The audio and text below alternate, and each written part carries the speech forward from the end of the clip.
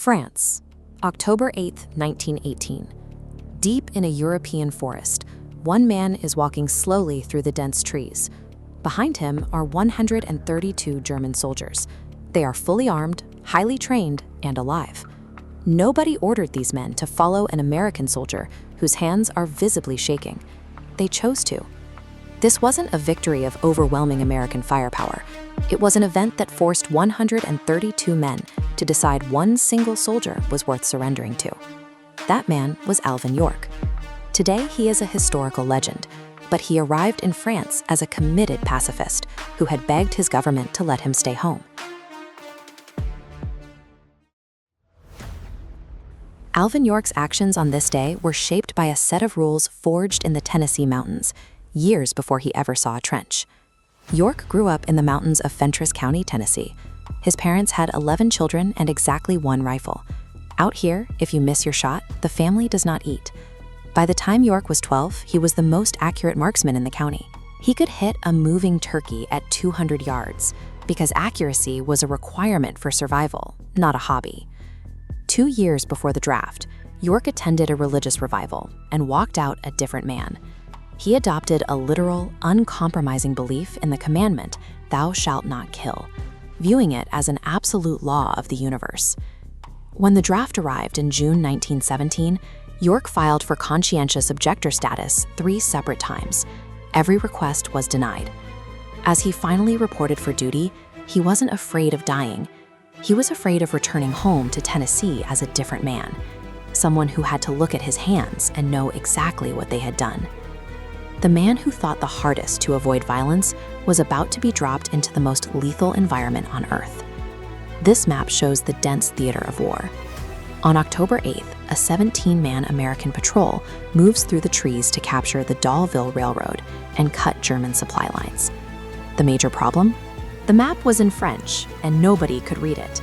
Navigating blind through the thick brush, the patrol accidentally walked directly into the center of a heavily populated German camp. The Americans opened fire instantly, capturing a large group of prisoners. For a brief second, it felt like a victory, but by capturing that camp, they had inadvertently stood up in the middle of a perfectly designed kill zone. The trap sprung instantly. Hidden machine guns in the tree line began raining fire down into the open valley where the Americans were standing. 9 out of the 17 American men were hit before they even reached the ground. It took under 10 seconds. The military hierarchy vanished. Every sergeant and corporal was either dead or bleeding out, leaving the unit without a chain of command. When human beings are subjected to unexpected machine gun fire from an elevated position, biology takes over. Every military unit in history is programmed to scatter and run. In the middle of the crossfire, the only man left standing was Alvin York, the pacifist farmer who had begged not to be here. Every plan and structure of modern war had been obliterated. There was only a void that instinct would have to fill. York doesn't run, freeze, or pray. He orders the surviving men to stay down and guard the prisoners. Then he turns toward the hillside alone. He begins to move toward the machine guns, staying low and using every shadow and fold in the ground. Up on the hill, the German gunners were waiting for the patrol to break and run. They were waiting for the panic that mechanized warfare is designed to create. But York's training had been overridden by a much older survival program. He is doing something he has practiced 10,000 times before dawn in the Tennessee mountains, when missing meant going hungry. York's body is responding to the terrain of Fentress County, treating the French hillside like a familiar hunting ground. The way he survives that hill and eventually captures 132 men is found in a specific skill practiced since childhood: hunting wild turkeys.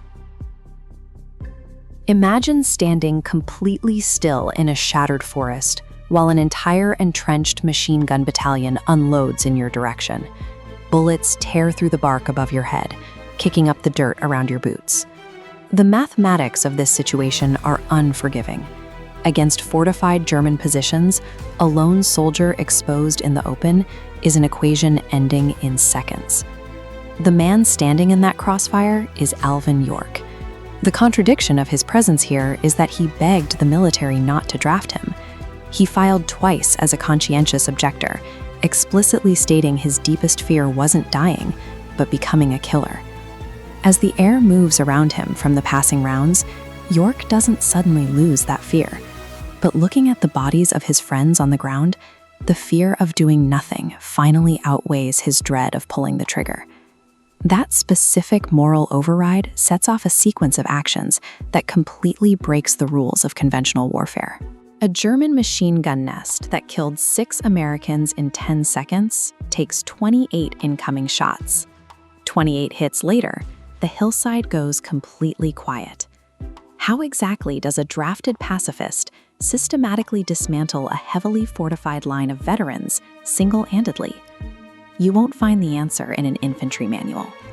To understand the mechanics of this standoff, you have to look at the daily routines of a civilian in the Tennessee mountains.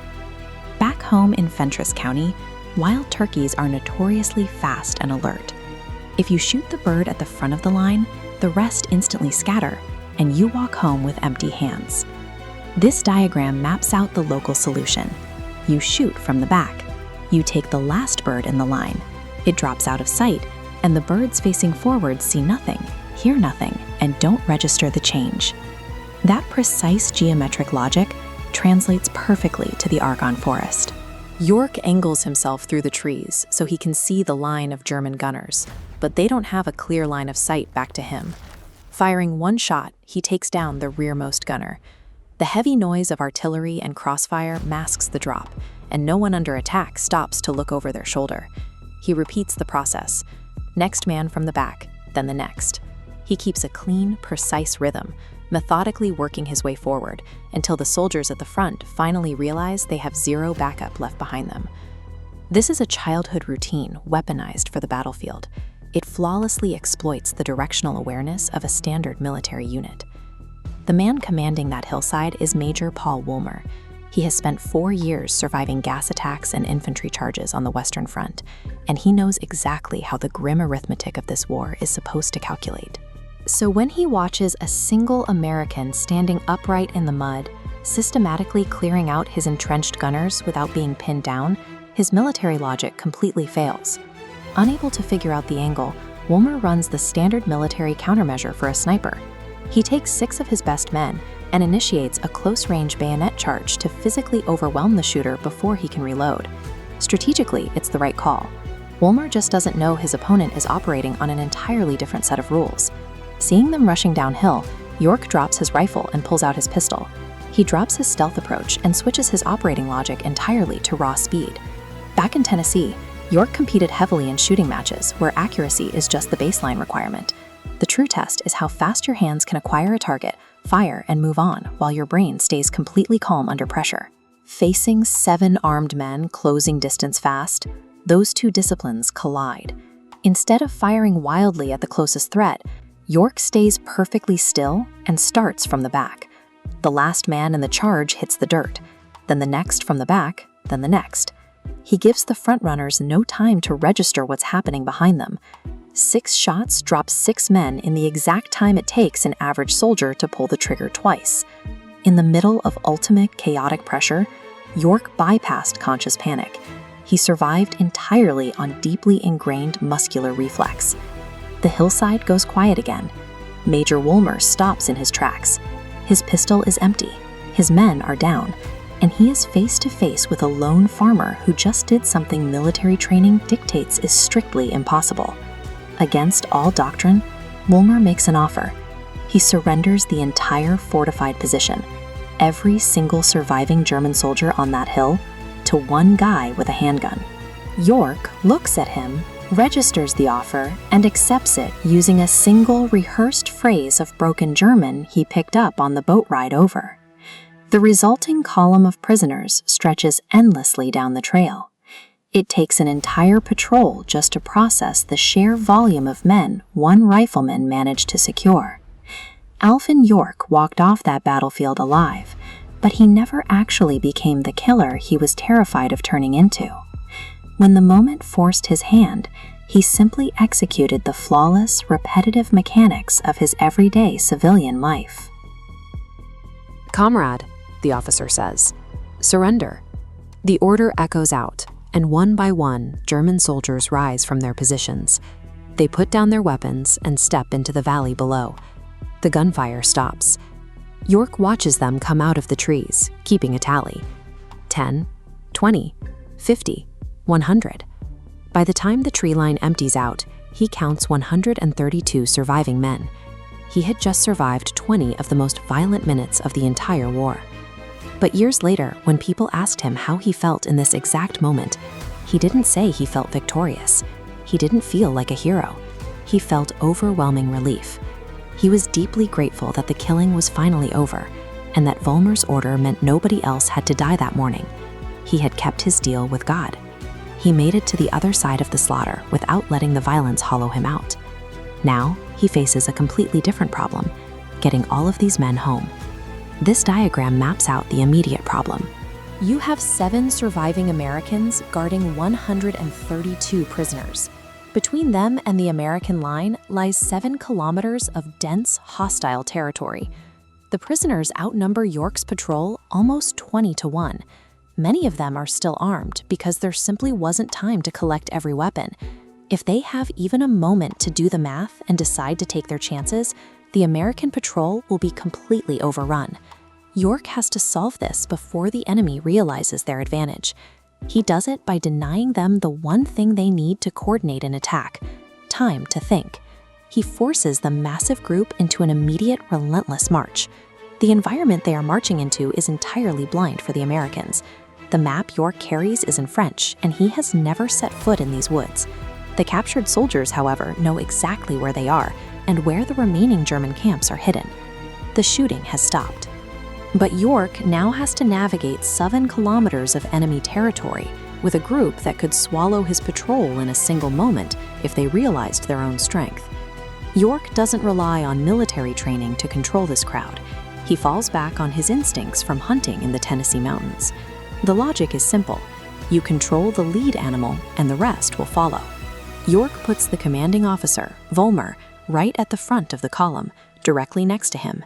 Every German soldier behind them can see their commander walking cooperatively alongside the American. As long as Vollmer falls in line, military discipline dictates his men will do the same.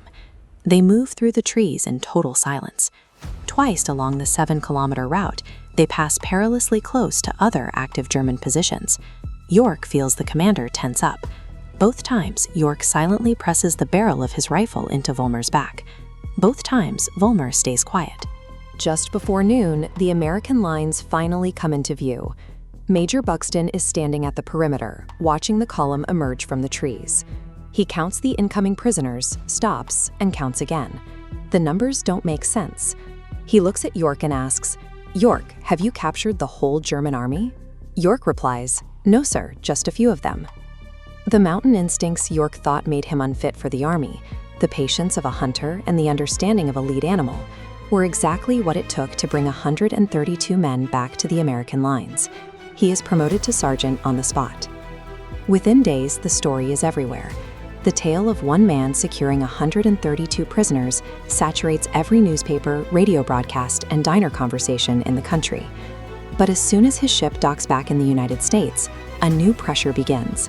He is met by a wave of reporters and photographers eager to build a myth. They need a fearless, one-man army, and they decide York fits the profile perfectly. Hollywood studios and advertisers line up, offering more money than York would see in 10 lifetimes of farming. They want the rights to his story, his name on posters, and his face on merchandise across the country. The American public was hungry for a bloodthirsty caricature of a soldier. York politely answered the reporters' questions, but all he actually wanted was to go home to the quiet life he had almost lost. Surviving the battalion was behind him. Now York faced a new kind of pressure, an American media machine determined to turn his private conviction into a public commodity. He said no to the money. He said no to the fame. Instead, he packed up and retreated deep into the mountains of Pall Mall, Tennessee, returning to the isolated soil he knew. Years later, long after the immediate celebrations died down, he finally agreed to a film deal. But he only accepted under 2 conditions. The studio had to promise to tell his full, honest story, and he refused to keep a single dime of the profits for himself. He took everything they paid him and built a school in the Tennessee mountains. He spent the rest of his life there, teaching and farming, determined to give impoverished children an escape route from poverty that didn't require relying on luck or going to war. The papers printed the numbers correctly, but they missed the reality of that Tuesday morning. York didn't act out of fearless bravado. He fired his weapon with shaking hands. He was terrified, not of dying, but of becoming someone he didn't recognize. York walked into the chaos of the Meuse-Argonne as a pacifist farmer. He returned to the mountains of Tennessee as the same man, having protected his conscience while every newspaper in the country tried to rename him.